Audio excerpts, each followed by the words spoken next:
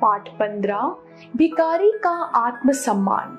एक भिखारी किसी स्टेशन पर पेनों से भरा कटोरा लेकर बैठा हुआ था। जो भी उधर से गुजरता वह या तो भिखारी को पैसे देता या बिना पैसे दिए आगे बढ़ जाता, लेकिन पेन उससे कोई नहीं लेता। एक युवा व्यापारी उधर से गुजरा और उसने कटोरे में 50 रुपए डाल दिए, लेकिन उसने कोई पेन नहीं लिया। उसके बाद वह ट्रेन में बैठ गया। ट्रेन अभी खुलने ही वाली थी कि वह एकाएक ट्रेन से उतर गया और भिखारी के पास वापस आया। उसने भिखारी के कटोरे से कुछ पेन उठाए और बोला, मैं कुछ पेन लूंगा। इन पेनों की कीमत है। आखिरकार तुम एक व्यापारी हो और मैं भी व्यापारी हूँ।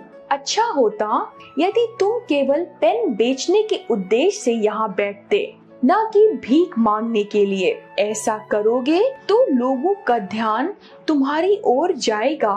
वे तुम्हें एक पेन बेचने वाला समझेंगे, न कि भिखारी। धीरे धीरे तुमसे पेन लेना भी शुरू कर देंगे, तुम्हारा सम्मान करेंगे। तुम्हारी पहचान एक पेन बेचने वाले की हो जाएगी।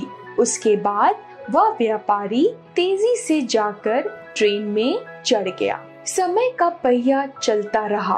कुछ वर्षों के बाद वह व्यापारी उसी शहर में आया जहां भिखारी मिला था। एक पार्टी में गया। वह भिखारी भी वहां पहले से मौजूद था। भिखारी ने उस व्यापारी को देखते ही पहचान लिया। भिखारी ने उसके पास जाकर नमस्ते किया और बोला, आप शायद मुझे नहीं पहचान रहे हैं, लेकिन मैं आपको पहचानता हूँ। व्यापारी ने थोड़ी देर उसकी ओर देखा और उसे पहचानने की कोशिश करने लगा। फिर भिखारी ने उसके साथ घटी उस घटना का जिक्र किया।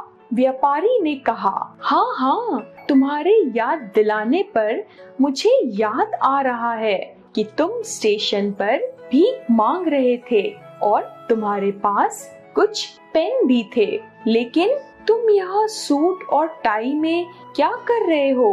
भिखारी ने जवाब दिया, मुझे यहाँ एक व्यवसायी की हैसियत से बुलाया गया है। अब मैं भिखारी नहीं रहा। आपको शायद मालूम नहीं है कि आपने मेरे लिए उस दिन क्या किया। व्यापारी ने आश्चर्यचकित होकर कहा, मैंने? भिखारी ने कहा, हाँ आपने। मुझ पर दया करने के बजाय आप मेरे साथ सम्मान के साथ पेश आए।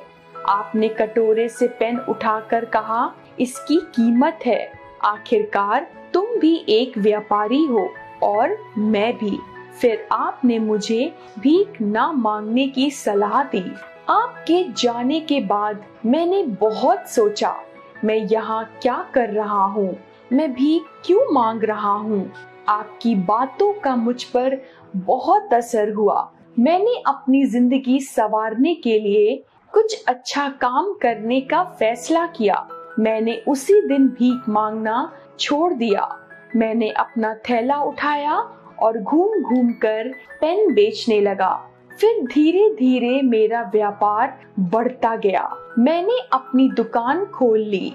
मैं कॉपी किताब व अन्य चीजें भी बेचने लगा और इस शहर में मैं इस चीजों का थोक विक्रेता हूँ। मुझे मेरा सम्मान लौटाने के लिए मैं आपको दिल से धन्यवाद देता हूँ, क्योंकि उस घटना ने मेरी जिंदगी ही बदल दी। अगर आप ना होते तो मैं आज भी भिखारी ही रहता। मैं आपका शुक्रगुजार हूँ। भिखारी की बातें सुनकर उस व्यापारी की आंखों से खुशी के आंसू बहने लगे। उसने गदगद होकर भिखारी को गले से लगा लिया। हमें अपना आत्मसम्मान हमेशा बनाए रखना चाहिए।